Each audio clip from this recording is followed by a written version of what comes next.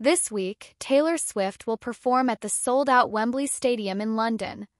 The final performance of Swift's enormous Eras tour will take place at Wembley Stadium over the course of 5 nights, beginning on Thursday. They will begin approximately a week after 3 of her performances in Austria were cancelled due to a possible terrorist plot. She was scheduled to perform at the Ernst-Happel Stadium in Vienna on Thursday, Friday, and Saturday of last week. However, the event organizers had to cancel her appearance the day before the first one because 2 men had been arrested for an alleged terrorist plot that was said to be targeting the events. Initial ticket checks and additional checks at stadium entrances and exits will be conducted for Wembley. Officials say that the suspects, who were teenagers, planned to kill as many people as possible at one of Swift's shows with knives or homemade explosives. Omar Hijawi Perchner, head of the Directorate of State Security and Intelligence, stated that the main suspect, who was 19 years old, had the intention of killing himself and a large crowd at the concert. According to officials, he was arrested last week along with a second suspect, a 17-year-old Austrian citizen with Turkish and Croatian ancestry who began working at the concert venue days before Taylor Swift's shows were cancelled due to the terror threat. According to the officials, the suspects had been under surveillance for some time and were well known to Austrian authorities. Authorities said the third teenager was not directly connected to the attack plans but comes from the same social circle as the main suspect. However, a 18-year-old Iraqi national was arrested later after allegedly being in contact with the main suspect. Authorities said the 19-year-old had done concrete preliminary activities for the plot, adding synthetic compounds and specialized gadgets were found during a pursuit of his home. The suspect was clearly radicalized in the direction of the Islamic State and thinks it is right to kill infidels, according to Gerhard Karner, the Austrian Home Secretary. At a news conference on Thursday, a blurry image of the man brandishing 2 large knives was shown. Officials have confirmed that they are not looking for any other suspects. What the police have to say about the security at Swift's Wembley shows. Swift had already played there 3 nights in June. She has 5 more stadium performances remaining on August 15, 16, 17, 19, and 20.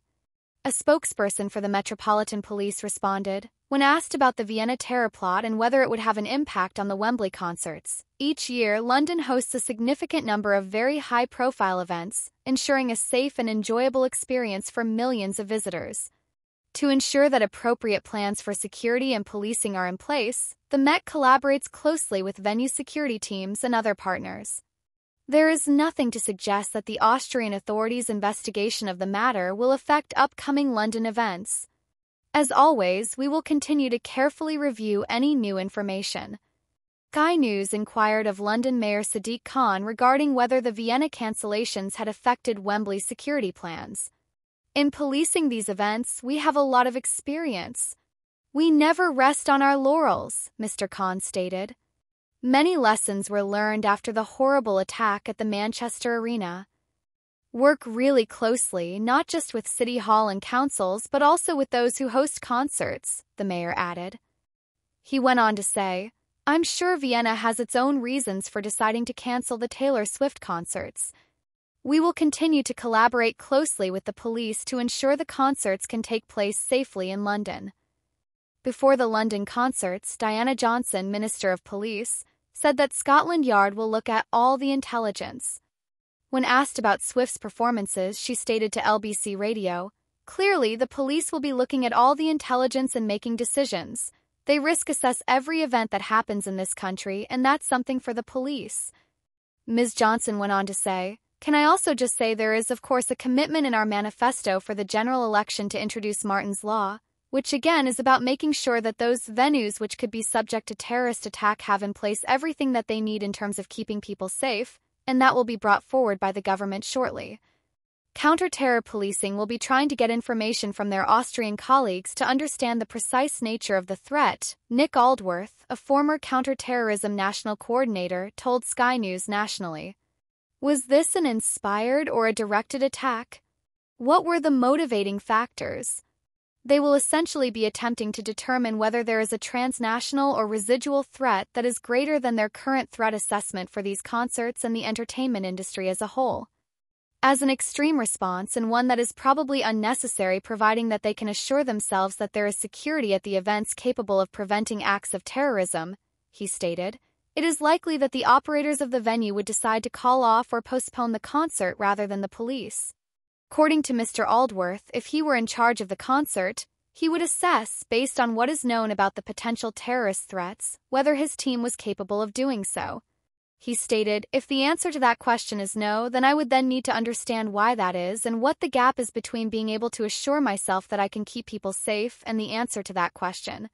He went on to say that they will have to consider the threat not only during the concert but also before and after it, both inside and outside the stadium.